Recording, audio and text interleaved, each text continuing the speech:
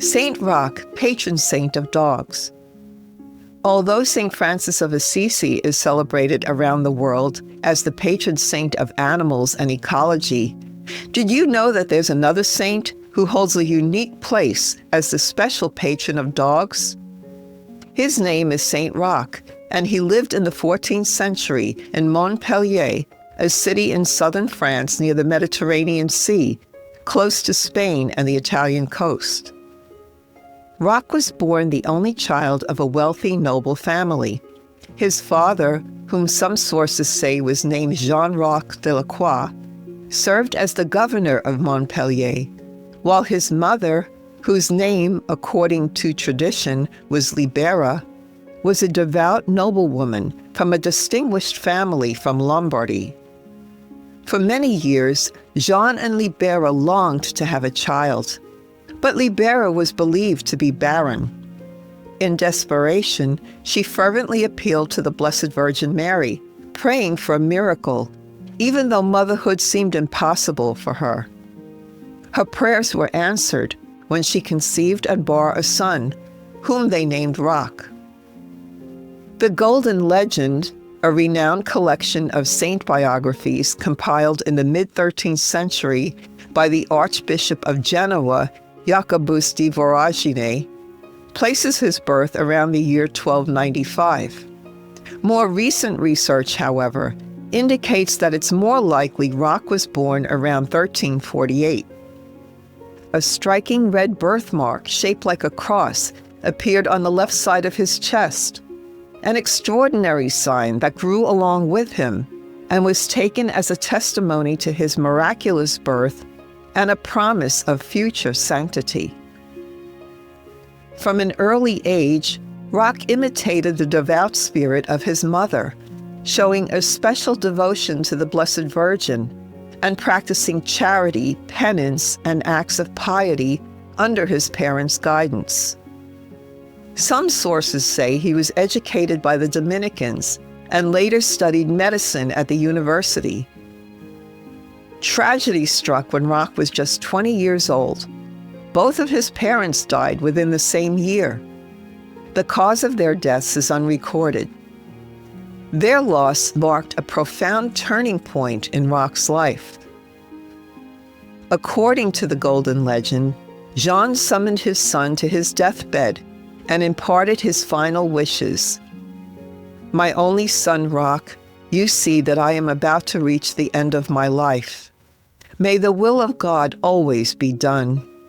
With my estate and inheritance, I leave you 4 commands that I ask you to fulfill. First, as you have already begun, always serve God faithfully. Second, remember the poor, widows, and orphans. Third, I appoint you the steward of all my wealth.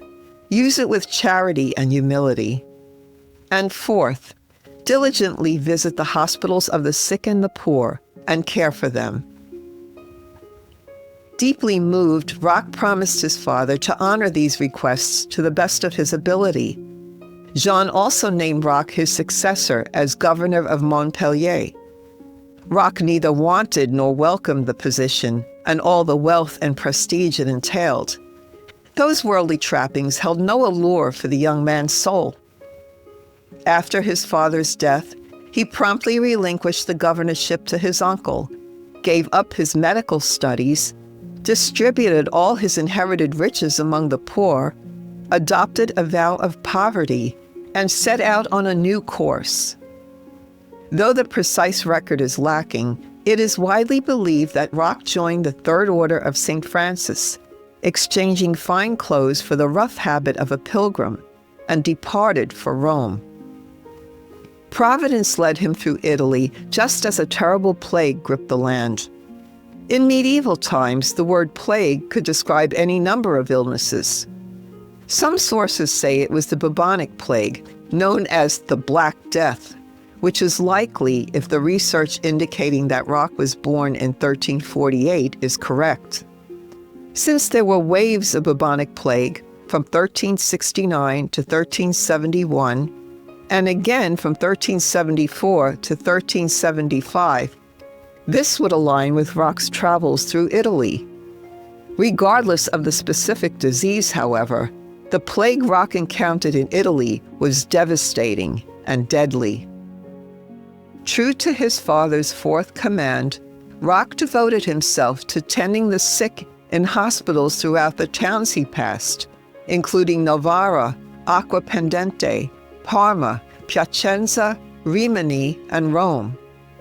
His medical training, along with his ardor for the Holy Scriptures and his firm belief that with God nothing is impossible, enabled him to effect many miraculous cures by praying and making the sign of the cross over the sick. Tradition holds that by tracing the mark of a cross upon the forehead of a cardinal from Lombardy, Roch not only cured him, but left the holy sign indelibly impressed upon the cardinal's brow. In every town, the people flocked to him, regarding him as a godsend in the midst of their suffering. He also healed many animals that had been sickened by the plague, and Roch's great love for animals became widely known. But in May of 1371, after ministering to plague victims at the Hospital of Our Lady of Bethlehem in Piacenza, Roch himself contracted the disease, and a painful ulcer appeared on his leg. Not wanting to be a burden or risk infecting anyone, Roch withdrew into the Sarmato woods, praying earnestly for God's deliverance from the illness.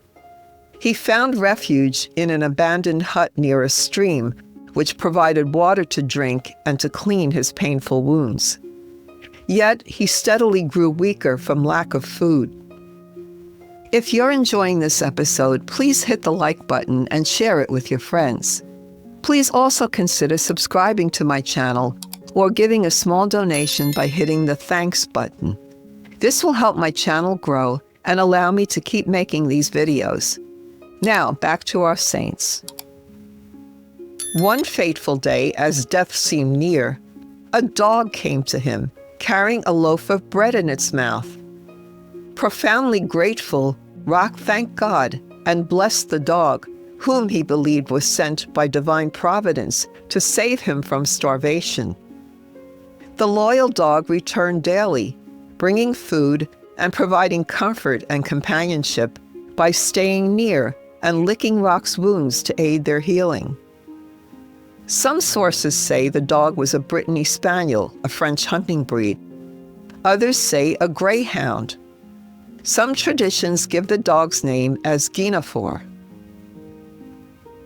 Curious about his dog's mysterious travels, the dog's owner, named in some accounts as Count Gothard Palestrelli, followed the dog to the hut and found Roch in his weakened state. The Count brought Roch to his home to recover. Once restored to health, Roch felt divinely guided to return to his homeland. As he prepared to leave, the Count, seeing the affectionate bond between the dog and Roch, gifted Guinefour to him. Together, Roch and Guinefour began their journey. Unfortunately, the lands they had to cross were embroiled in war, and because Roch refused to disclose his identity, he was arrested in Brani on suspicion of being a spy disguised as a pilgrim. He was transferred to Voghera, where he was thrown into prison.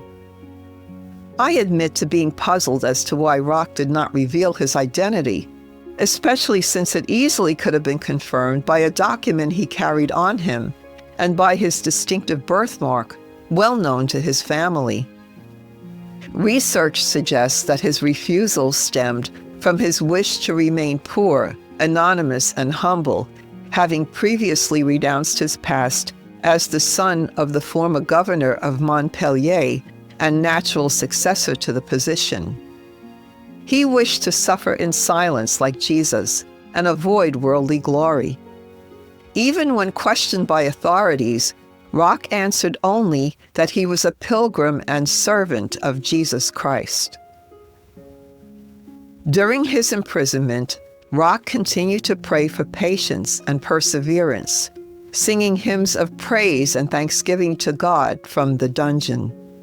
Some sources say that his dog was imprisoned alongside him, and if so, at least they had each other for comfort. Roch remained in prison until his death 5 years later. As he felt the end of his life approaching, he requested a priest to administer the sacraments. Tradition holds that when the priest entered Roch's cell, he beheld a supernatural blue light surrounding Roch, who appeared radiant. During the visit, Roch revealed his identity to the priest. Shortly after receiving the sacraments, Roch fell asleep and dreamed that an angel told him, "Roch, the time has come for you to receive the reward for your labors and sufferings, and for your soul to repose in heaven. God is pleased with you." Roch awoke filled with joy. After leaving Roch, the priest sent word to Roch's uncle, the governor of Montpellier, of the supernatural light he'd witnessed and the prisoner's revelation of his identity. The governor hurried to the prison, joined by his mother, Roch's grandmother. When his uncle demanded to know who he was, Roch replied, "I am your nephew, Roch." The birthmark in the shape of a cross on the prisoner's body and the document in his possession confirmed his identity.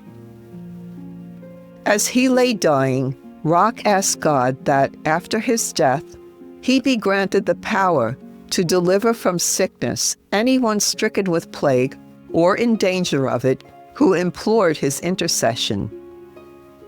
As soon as he had uttered these words, he raised his eyes to heaven, pressed the crucifix to his heart, and died.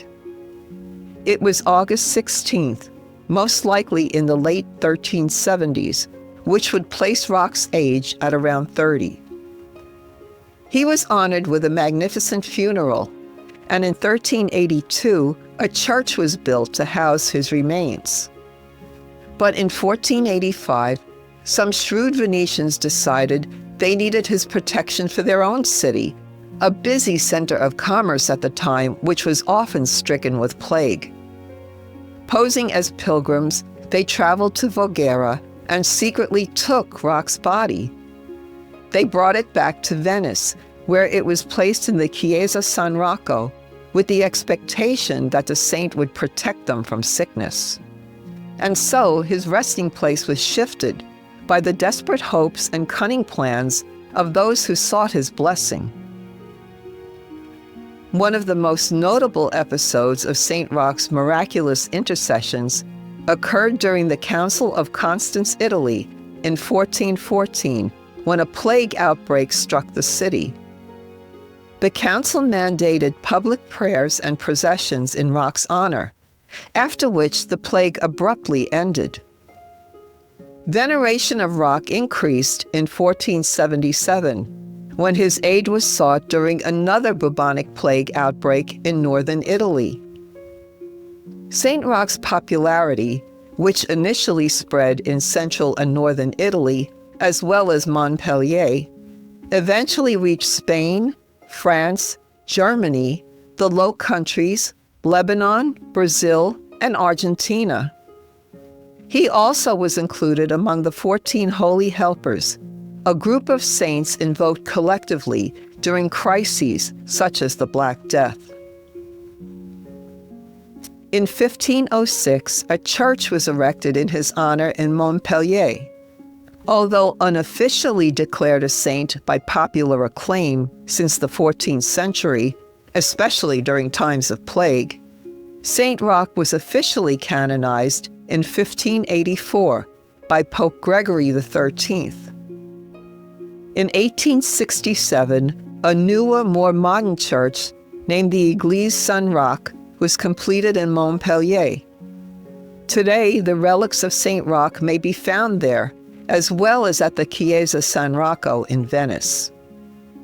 Saint Roch's feast day is celebrated on August 16th, marking the anniversary of his death.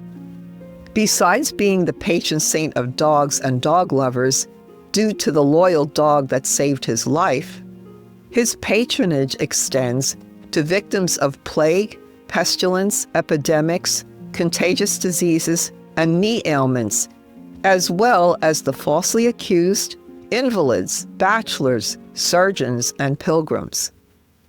He is the patron saint of Montpellier and many towns across Italy, Spain, and the Philippines.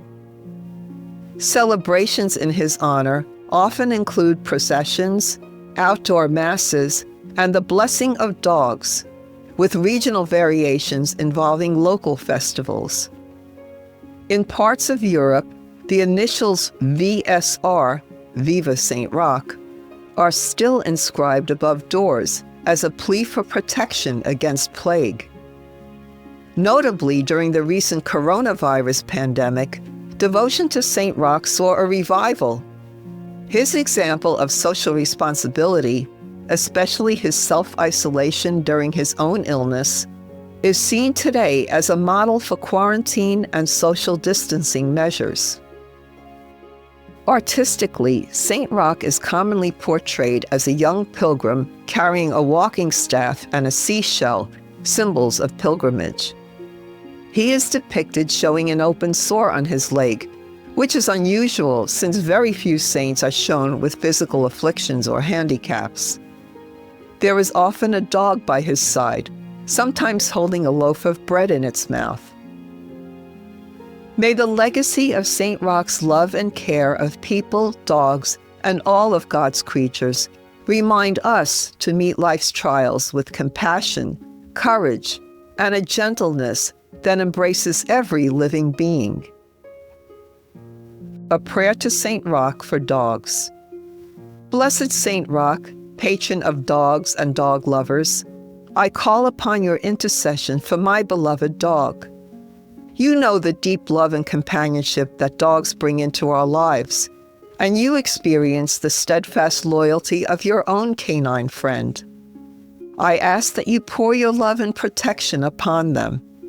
Keep them free from illness and injury, and may they always be a source of joy and comfort. Grant them long, happy lives, full of good health and loving care.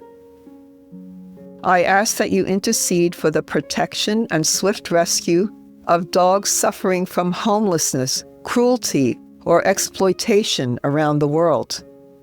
Pray for those people who work to find them loving homes, and for a world where all dogs are treated with the dignity and kindness they deserve. Please carry my prayer for my dog and all dogs to the throne of God, asking for his abundant blessings upon them. Thank you, Saint Roch, for your kindness and for showing us the love that can exist between humans and their canine companions. Amen.